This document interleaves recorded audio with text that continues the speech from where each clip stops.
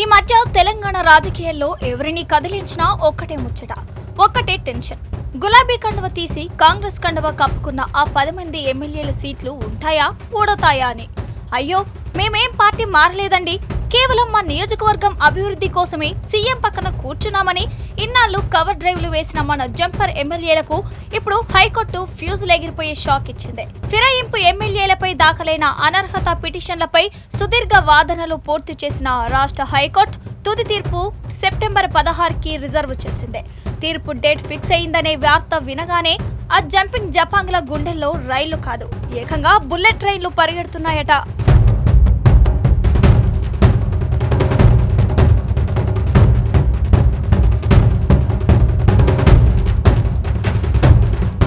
నాగేందర్, పోచారం శ్రీనివాసరెడ్డి, కడియం శ్రీహరి, అరికపూడి గాంధీ, తెల్లం వెంకట్రావు, ప్రకాష్ గౌడ్, కాలే యాదయ్య, బర్ల కృష్ణమోహన్ రెడ్డి, సంజయ్ కుమార్ వీళ్ళందరిపై స్పీకర్ ఇచ్చిన clean cheat నిర్ణయాన్ని సవాల్ చేస్తూ బీఆర్ఎస్ నేతలు జగదీష్ రెడ్డి, పాడి కౌశిక్ రెడ్డి, కేపీ వివేకానంద, పల్లా రాజేశ్వర్ రెడ్డి దాఖలు చేసిన పిటిషన్లపై హైకోర్టు ప్రధాన న్యాయమూర్తి ధర్మాసనం విచారణ జరిపింది.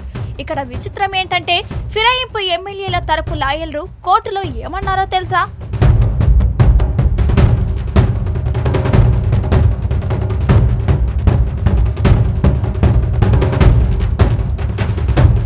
అయ్యా, మా క్లయింట్ పార్టీ ఏమీ మారలేదండి, వాళ్ళు ఇప్పటికీ బీఆర్ఎస్ పార్టీలోనే ఉన్నారు. కేవలం నియోజకవర్గంలో రోడ్లు, డ్రైనేజీలు అభివృద్ధి కోసమే కాంగ్రెస్ ప్రభుత్వంతో కలిసి తిరుగుతున్నారని తప్పించుకోవడానికి ట్రై చేశారు. ఇది వింటే జడ్జిలకే కాదు, సామాన్య ప్రజలకు కూడా నవ్వాలో ఏడవాలో అర్థం కాలేదు.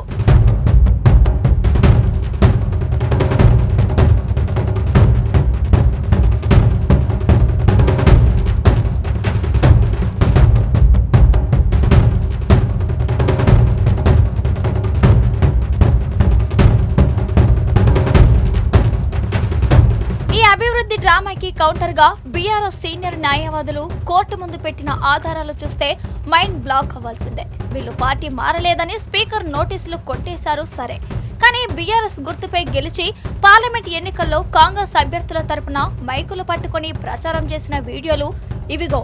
ఏఐసీసీ అధికారిక వేదికలపై కాంగ్రెస్ కండువాలు కప్పుకొని డ్యాన్సులు చేసిన దృశ్యాలు ఇవేగా అంటూ ఆధారాలను, పెన్ డ్రైవ్లను కోర్టు ముందు పెట్టేశారు. ఒక పార్టీ గుర్తుపై గెలిచి వేరే పార్టీ కండువా కప్పుకొని పార్లమెంట్ ఎన్నికల్లో సొంత పార్టీని ఓడించామని బహిరంగంగా ప్రచారం చేసిన తర్వాత కూడా నేను బీఆర్ఎస్ లోనే ఉన్నా అంటే నమ్మడానికి కోర్టు ఏమైనా అమాయకంగా ఉందా?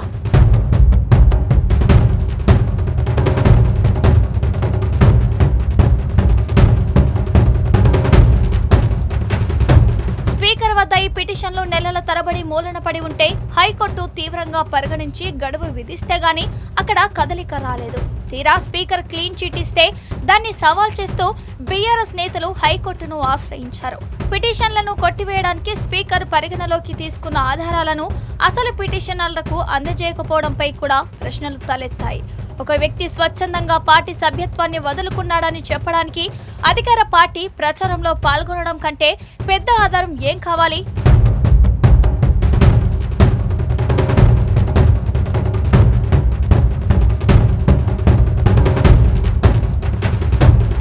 ఇప్పుడు అసలైన సస్పెన్షన్ మొదలైంది. సెప్టెంబర్ 16న హైకోర్టు ఇవ్వబోయే తీర్పు తెలంగాణ రాజకీయాలను ఏ మలుపు తిప్పబోతుంది అనేది ఆసక్తిగా మారింది.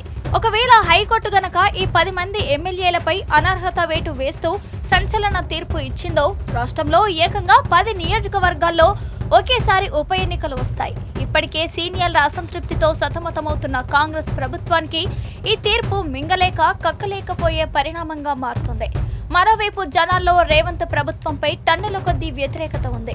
ఈ 10 స్థానాల్లో కాంగ్రెస్ పోటీ చేస్తే ఓడిపోవడం ఖాయం. ఎందుకంటే అక్కడ కేసీఆర్ మళ్లీ రావాలని ప్రతి పల్లె బలంగా కోరుకుంటుంది కాబట్టి. ఇంకో ట్విస్ట్ ఏంటి అంటే, పోచారం లాంటి వారు రేవంత్ పై అసహనం వ్యక్తం చేస్తున్నారు. కేసీఆర్ ది బెస్ట్ అంటున్నారు. ఏమైంది 100 కోట్లు ఉంటే 30 కోట్లు ఇచ్చారు, తర్వాత బంద్ పనులన్నీ పేమెంట్ లేక ఆగిపోతున్నాయి.